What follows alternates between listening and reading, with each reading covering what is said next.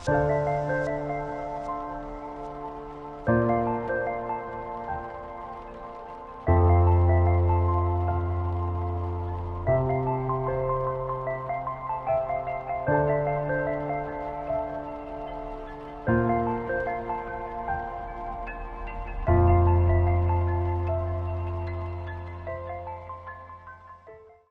selamat pagi Bapak Ibu Saudara yang dikasihi Tuhan.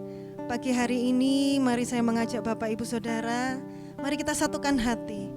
Kita mau puji nama Tuhan, kita mau memuliakan nama Tuhan, kita mau sembah Tuhan.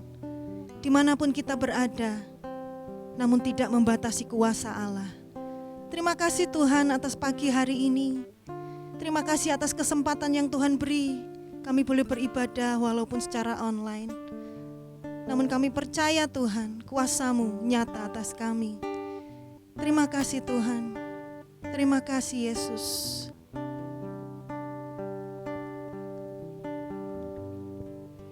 Dengan segenap hati,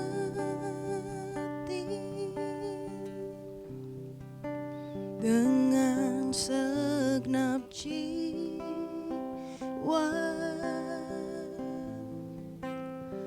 dengan kekuatanku, ku sembah Kau Tuhan. Dalam kekudusan-Mu, ku angkat tangan.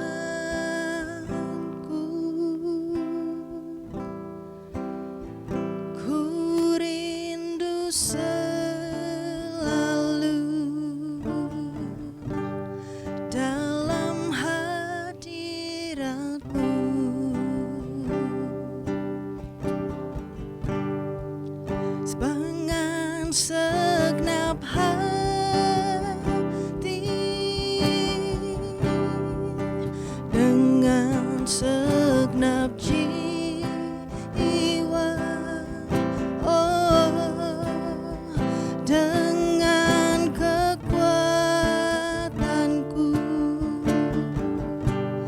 ku sembah Kau Tuhan.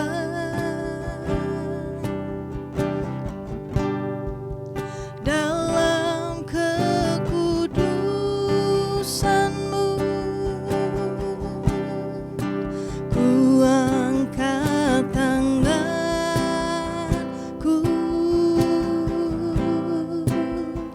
ku rindu selalu dalam hadirat-Mu,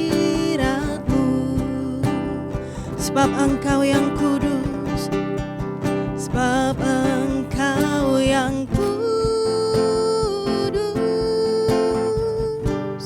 Anak Domba Allah, darah-Mu tercurah di atas Kalvari. Sebab Engkau yang layak terima pujian,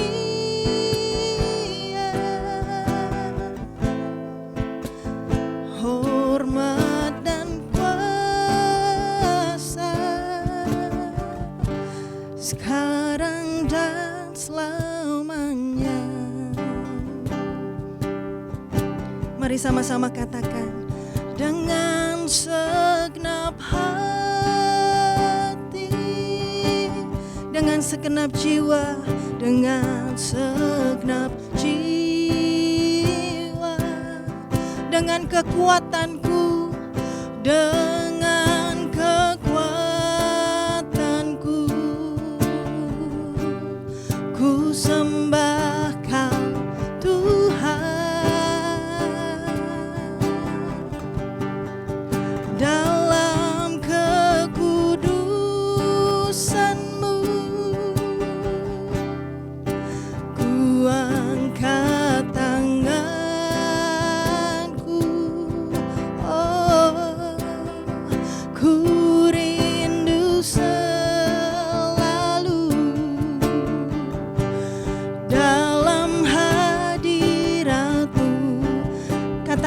sebab Engkau yang kudus, sebab Engkau yang kudus,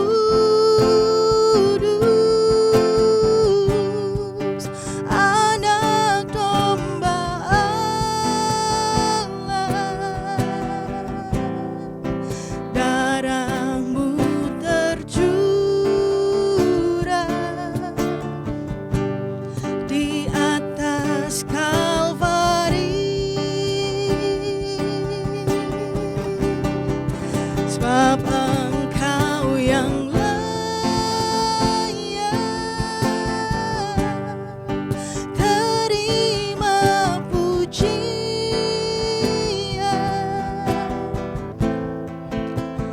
hormat dan kuasa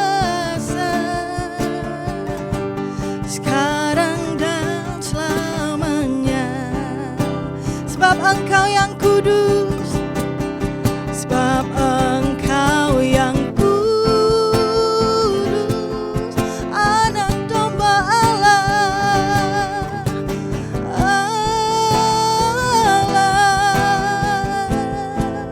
darah-Mu tercurah, oh, di atas Kalvari, sebab Engkau yang layak terima pujian,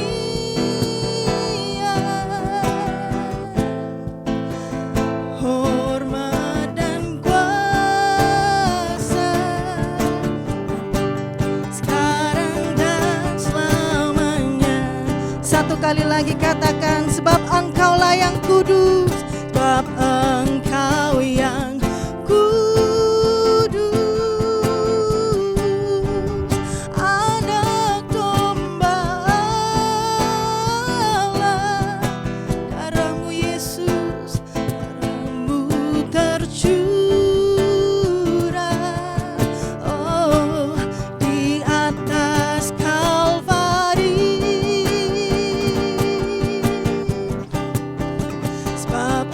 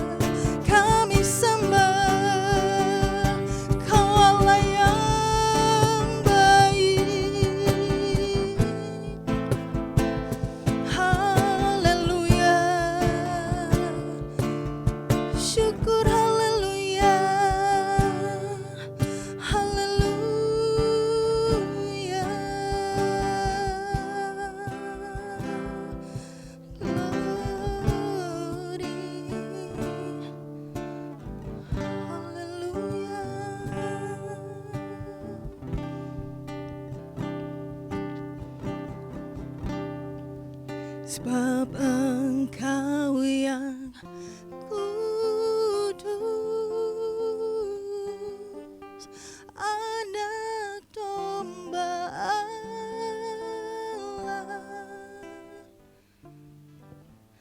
Darah-Mu tercurah di atas Kalvari, sebab Engkau yang layak terima pujian,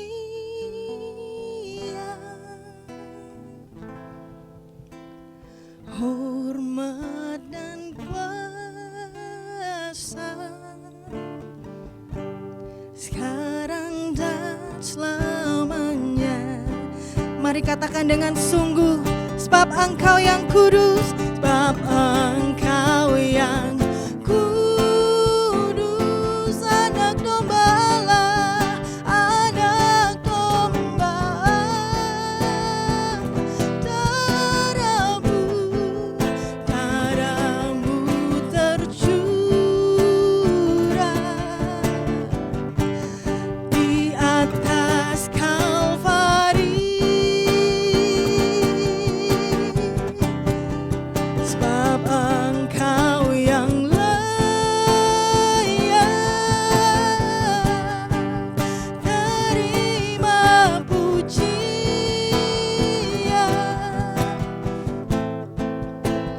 hormat dan kuasa, sekarang dan selamanya. Sebab Engkau yang kudus, anak domba Allah. Darah-Mu tercurah di atas Kalvari, sebab Engkau yang layak terima pujian,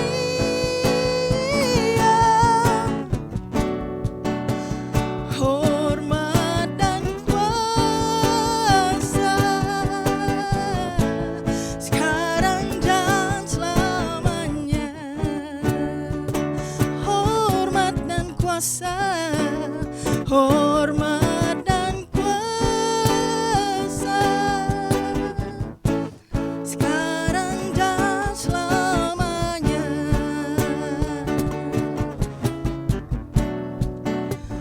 Hormat dan kuasa, oh, sekarang dan selamanya. Haleluya.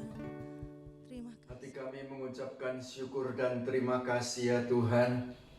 Tuhan sudah memberikan kami kesempatan pagi hari ini untuk kami boleh datang beribadah kepadamu. Kami merindukan firman-Mu, kami merindukan Engkau sendiri ya Tuhan. Tuhan pimpin ibadah kami pagi hari ini. Kami mau buka hati kami ya Tuhan untuk menerima kebenaran firman-Mu. Terima kasih Tuhan, kami serahkan semuanya di dalam nama Tuhan Yesus Kristus. Haleluya. Amin. Shalom. Tentu hati Tuhan amat senang melihat saudara setia beribadah pagi hari ini. Saudara, ibadah pagi hari ini akan disertai dengan perjamuan suci. Harap saudara mempersiapkan roti dan anggur atau kue ataupun teh kalau tidak ada roti dan anggur. Firman Tuhan pagi hari ini saya beri judul Kebenaran yang Benar. Kebenaran yang benar. Saya akan bacakan di dalam Injil Yohanes pasal yang pertama ayat yang ke-14. Injil Yohanes pasal yang pertama ayat yang ke-14. Firman itu telah menjadi manusia dan diam di antara kita, dan kita telah melihat kemuliaannya, yaitu kemuliaan yang diberikan kepadanya sebagai anak tunggal Bapa, penuh kasih karunia dan kebenaran. Saudara-saudara yang dikasihi Tuhan, firman Tuhan itu adalah kebenaran.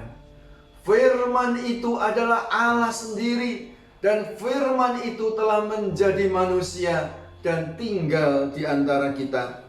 Kita telah melihat kemuliaannya di dalam nama Yesus, di dalam putranya yang tunggal, yaitu Tuhan Yesus. Dia adalah Tuhan yang menjadi manusia untuk menebus dosa saudara dan dosa saya.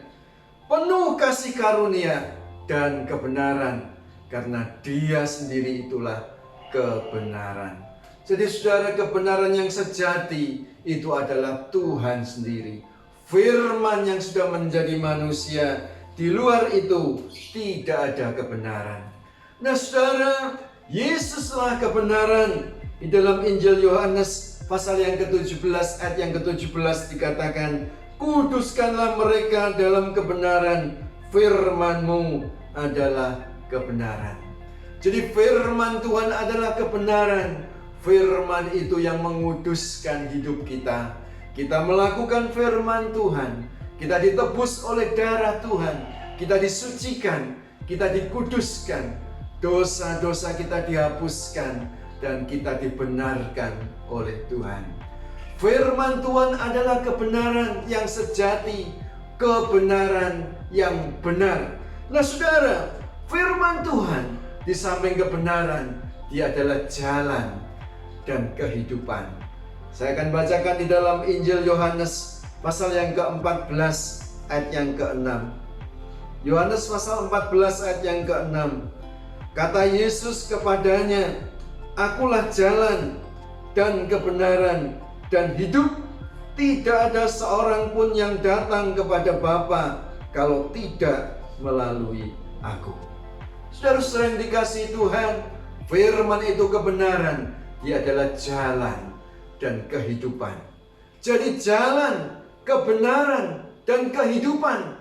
Tidak ada seorang pun yang datang kepada Bapa jika tidak melalui Yesus. Inilah kebenaran yang benar. Saudara-saudara yang dikasihi Tuhan, kebenaran itu telah memerdekakan manusia dari dosa. Jadi sebelum manusia ditebus oleh darah Tuhan, sebelum manusia dibenarkan oleh firman Tuhan, manusia itu menjadi hamba dosa. Tetapi ketika manusia ditebus oleh darahnya, maka manusia itu menjadi hamba kebenaran. Bukan lagi menjadi hamba dosa, menjadi hamba kebenaran. Itu ada di dalam Roma pasal yang ke-6 ayat yang ke-18 sampai yang ke-19. Roma pasal 6 ayat yang ke-18 sampai yang ke-19. Kamu telah dimerdekakan dari dosa dan menjadi hamba kebenaran. Aku mengatakan hal ini secara manusia karena kelemahan kamu, sebab sama seperti kamu telah menyerahkan anggota-anggota tubuhmu menjadi hamba kecemaran dan kedurhakaan yang membawa kamu kepada kedurhakaan. Demikian hal kamu sekarang harus menyerahkan anggota-anggota tubuhmu menjadi hamba kebenaran yang membawa kamu kepada pengudusan. Jadi saudara, hamba dosa karena dijajah oleh dosa, diperbudak, diperhambakan oleh dosa. Tetapi Tuhan Yesus, dia datang menebus dosa kita, maka kita menjadi hamba kebenaran, takluk kepada kebenaran. Sebab itu orang yang percaya kepada Tuhan, dia harus menjadi hamba kebenaran. Artinya menyerahkan hidup kita menjadi alat Tuhan, menjadi kebenaran Tuhan. Bukan lagi kepada kedurhakaan, bukan lagi kepada kecemaran dunia ini, bukan lagi kepada dosa, tetapi kepada kebenaran. Supaya kita dibawa oleh kebenaran itu, hidup kita tetap kudus di hadapan Tuhan. Jadi saudara-saudara yang dikasihi Tuhan, kebenaran yang benar itulah firman Tuhan. Firman itu bersama-sama dengan Tuhan, dan firman itulah Tuhan. Dan firman itu telah menjadi manusia dan tinggal di antara kita, yaitu Tuhan Yesus yang menyerahkan hidupnya bagi kita. Menjadi hamba kebenaran itu harus berani mengatakan kebenaran. Kalau kita menjadi hamba kebenaran, tetapi kita tidak berani mengatakan hamba kebenaran, berarti kita ada di daerah di luar kebenaran. Atau mungkin kita ada di daerah abu-abu. Tidak, kita tidak boleh di daerah abu-abu. Kebenaran yang setengah-setengah, tetapi betul-betul ada di dalam kebenaran firman Tuhan. Nah saudara, masalahnya ketika kita berani mengatakan kebenaran, ada resiko.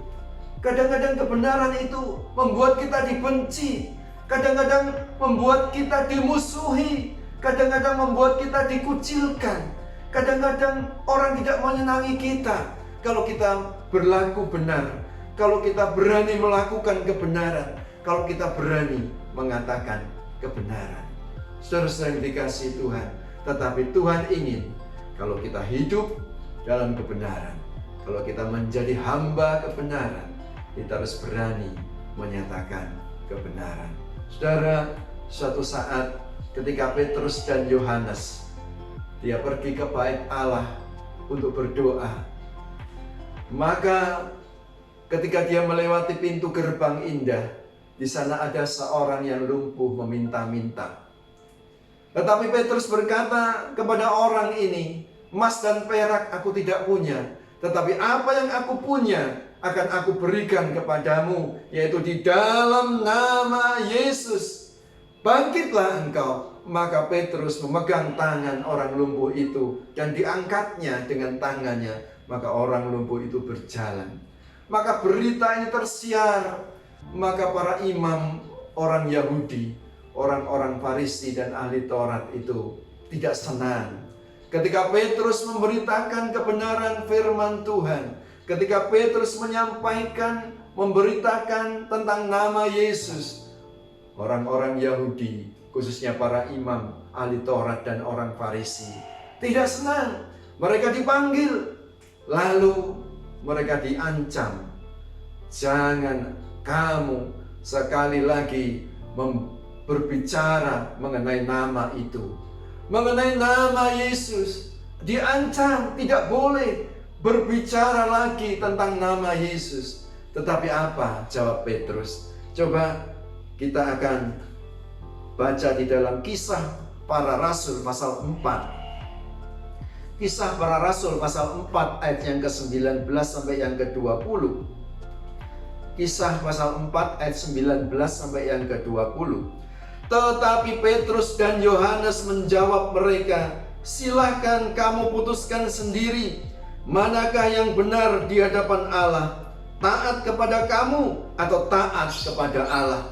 Sebab tidak mungkin bagi kami untuk tidak berkata-kata tentang apa yang telah kami lihat dan yang telah kami dengar." Saudara-saudara yang dikasihi Tuhan, inilah keberanian Yohanes dan Petrus. Pertimbangkan sendiri, apakah kami lebih takut kepada Allah atau kami lebih takut kepada kamu? Tetapi kami lebih takut kepada Allah. Saudara-saudara yang dikasihi Tuhan, ada resiko memang untuk mengatakan kebenaran. Saudara Rasul Paulus ketika memberitakan Injil Tuhan di kota Galatia, orang-orang ada yang memfitnah dia. Itulah sebabnya Paulus berkata dalam Galatia pasal 4 ayat yang ke-16, Galatia 4 ayat 16, "Apakah dengan mengatakan kebenaran kepadamu, aku telah menjadi musuhmu?" Saudara-saudara, Kadang-kadang kita mengatakan kebenaran, tetapi kita dimusuhi. Saudara, itu resiko untuk berani mengatakan kebenaran. Tetapi firman Tuhan berkata, kita harus tegas, kita harus berani. Katakan ya, kalau ya, katakan tidak, kalau tidak. Saudara, itu yang ada di dalam Matius pasal 5 ayat yang ke-37. Injil Matius pasal 5 ayat yang ke-37. Jika ya, hendaklah kamu katakan ya. Jika tidak, hendaklah kamu katakan tidak. Apa yang lebih daripada itu berasal dari si jahat. Saudara-saudara yang dikasihi Tuhan, kita harus berani mengatakan ya kalau itu ya, dan tidak kalau itu tidak. Tetapi kadang-kadang kita dihadapkan kepada sesuatu yang sangat sulit. Kalau saya mengatakan tidak, nanti saya dibenci. Kalau saya mengatakan ya, nanti saya dimusuhi. Saudara-saudara, tetapi kita harus belajar tentang kebenaran. Karena Tuhan itulah kebenaran. Kita harus berani mengatakan ya jika itu ya, dan berani mengatakan tidak jika itu tidak. Sebab jika tidak melakukan yang demikian dikatakan, apa yang lebih daripada itu berasal dari si jahat. Karena iblis itu adalah pendusta. Dia bapak pendusta, dia pembohong, dia memutarbalikkan firman Tuhan. Dia tidak berani mengatakan kebenaran. Iblis itu bapak pendusta. Yohanes pasal 8 ayat yang ke-44. Injil Yohanes pasal 8 ayat yang ke-44. Iblislah yang menjadi bapakmu, dan kamu ingin melakukan keinginan-keinginan bapakmu. Ia adalah pembunuh manusia sejak semula, dan tidak hidup dalam kebenaran, sebab di dalam dia tidak ada kebenaran. Apabila ia berkata dusta, ia berkata atas kehendaknya sendiri, sebab ia adalah pendusta dan bapa segala dusta. Saudara-saudara, apa yang lebih dari ya dan tidak? Ya, kalau kita tidak berani mengatakan kebenaran, selebihnya itu adalah dari si jahat. Karena memang iblis itu adalah bapak pendusta. Tidak ada kebenaran di dalamnya. Kebenaran itu ada hanya di dalam Tuhan. Kebenaran ada di dalam firman Tuhan. Dan kita sudah dibenarkan oleh darah Tuhan. Kita sudah disucikan dan kita menjadi hamba kebenaran. Mari kita belajar untuk mengatakan kebenaran, untuk melakukan kebenaran, untuk hidup benar di hadapan Tuhan, untuk melakukan firman Tuhan. Apapun yang terjadi, Tuhan akan menjadi pembela hidup kita. Saudara-saudara yang dikasihi Tuhan, jika tidak, berarti kita tidak hidup dalam kebenaran, dan kita hidup di luar kebenaran itu. Nah, saudara, Tuhan itu mengenal ya jalan orang benar. Jadi jangan pernah takut untuk kita berlaku benar, untuk kita berani mengatakan kebenaran, karena Tuhan itu membela hidup kita. Saudara-saudara yang dikasihi Tuhan, saya akan bacakan di dalam Mazmur pasal 1 ayat yang ke-5 sampai yang ke-6. Mazmur pasal 1 ayat yang ke-5 sampai yang ke-6. Sebab itu orang fasik tidak akan tahan dalam penghakiman, begitu pula orang berdosa dalam perkumpulan orang benar. Sebab Tuhan mengenal jalan orang benar, tetapi jalan orang fasik menuju kebinasaan. Saudara-saudara, untuk menjadi murid Tuhan memang tidak gampang. Jalannya sempit. Kebenaran itu kadang-kadang dimusuhi. Kebenaran kadang-kadang membawa resiko. Kebenaran itu kadang-kadang tidak disenangi oleh orang. Tetapi orang yang hidup benar, jalan orang benar itu dikenal oleh Tuhan. Jalannya menuju kepada kehidupan. Mari kita berjalan terus dalam kebenaran firman Tuhan. Firman Tuhan itu pelita bagi kaki kita, dan suluh dan terang bagi jalan kita. Dia yang akan memimpin. Kebenaran itu akan membawa kita selangkah demi selangkah terus menuju kepada kehidupan. Saudara-saudara yang dikasihi Tuhan, sebaliknya jalan orang fasik itu menuju kepada kebinasaan. Saudara-saudara, jalan orang fasik itu menuju kepada kebinasaan. Inilah jalan lebar.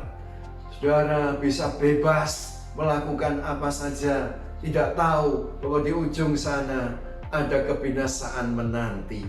Saudara-saudara yang dikasihi Tuhan, apakah orang benar itu? Orang benar adalah orang yang sudah dibenarkan oleh Tuhan, orang yang sudah disucikan oleh darah Tuhan, orang yang mempercayakan hidupnya kepada Tuhan, orang yang melakukan kebenaran atau hidup dalam kebenaran yang benar, yaitu firman Tuhan.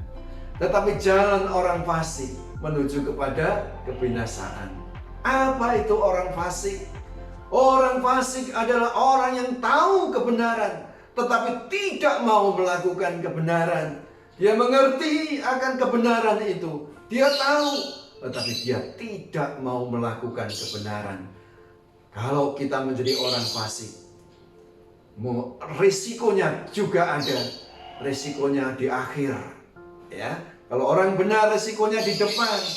Kita bisa dibenci, kita bisa dihakimi, mungkin kita bisa dikucilkan. Tetapi di belakang ada kehidupan. Tetapi orang fasik, di depan jalannya lebar, ya. Tetapi di belakang ada kebinasaan yang kekal. Mari saudara, kita ingin yang akhir, ya. Sebab hidup di dunia ini hanya sementara. Kita memandang kepada kebenaran yang sejati itu, kebenaran yang benar, yaitu Tuhan Yesus sendiri yang hidup dalam kita, dan kita melakukan kebenaran supaya kita mendapatkan kehidupan. Amin.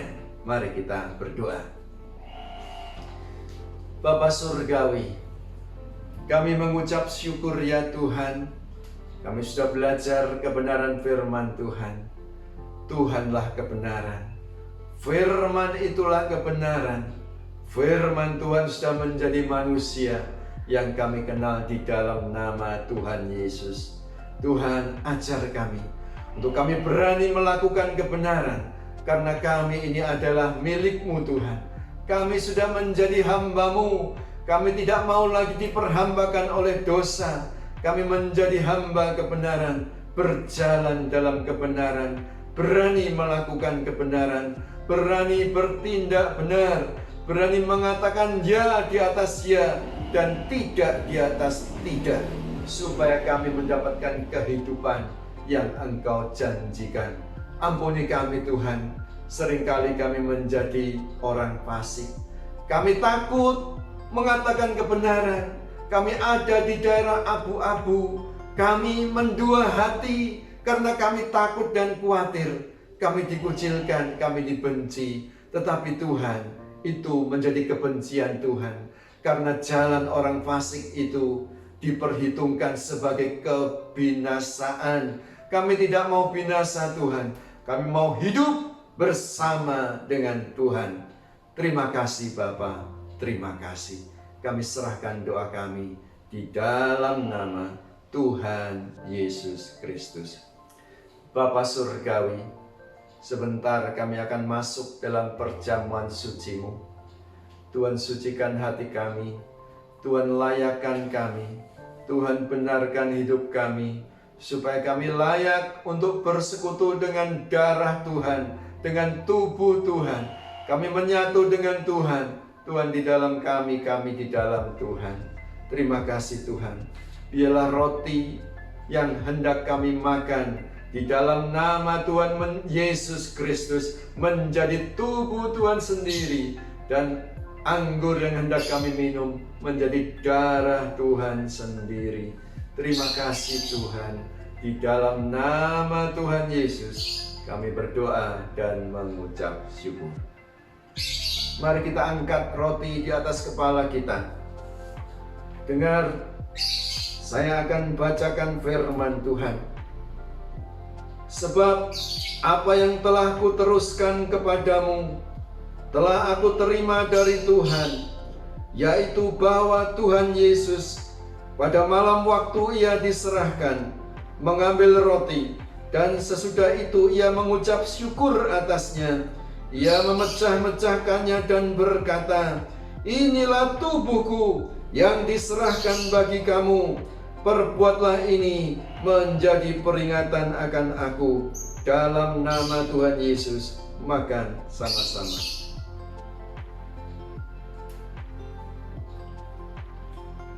Terima kasih Tuhan. Terima kasih Yesus. Kita angkat cawan di atas kepala kita. Demikian juga ia mengambil cawan sesudah makan, lalu berkata, "Cawan ini adalah perjanjian baru yang dimeteraikan oleh darahku. Perbuatlah ini menjadi peringatan akan daku." Dalam nama Tuhan Yesus, minum sama-sama. Haleluya, haleluya. Terima kasih Tuhan. Mari kita sembah Dia. Haleluya, haleluya, haleluya. Kami mengucap syukur ya Bapa. Kasih-Mu, kasih-Mu yang besar. Tuhan sudah mati bagi kami. Hati kami bersyukur. Haleluya,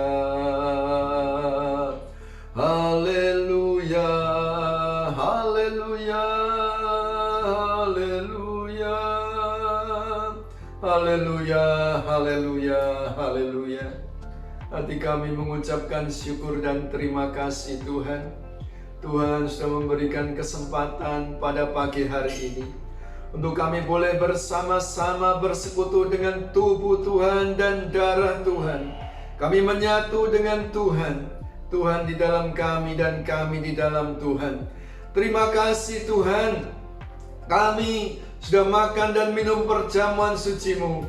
Kami percaya yang sakit sembuh, yang kekurangan diberikan kelimpahan, yang ada masalah Tuhan beri jalan keluar.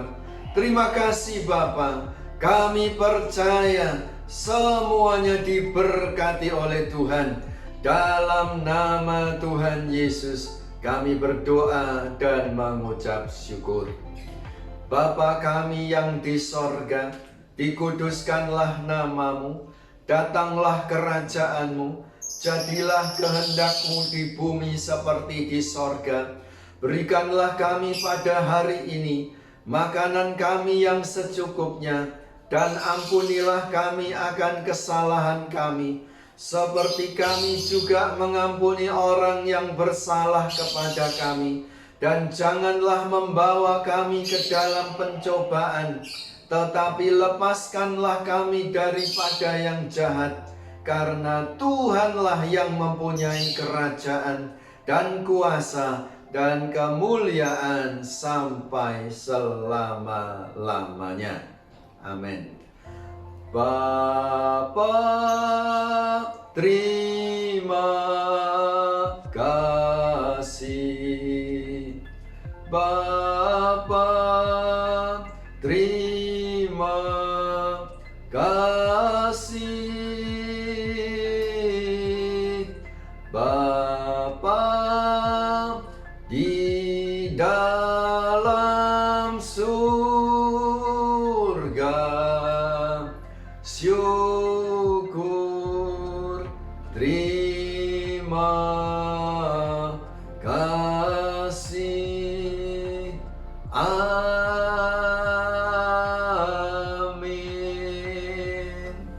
Mari kita angkat kedua tangan kita. Saudara-saudara yang dikasihi Tuhan, terimalah berkat Allah Bapa, cinta kasih Tuhan Yesus Kristus, dan persekutuan Roh Kudus kiranya menyertai kita sekalian mulai hari ini sampai selama-lamanya. Dalam nama Tuhan Yesus, bersama kita katakan Amin. Tuhan Yesus memberkati.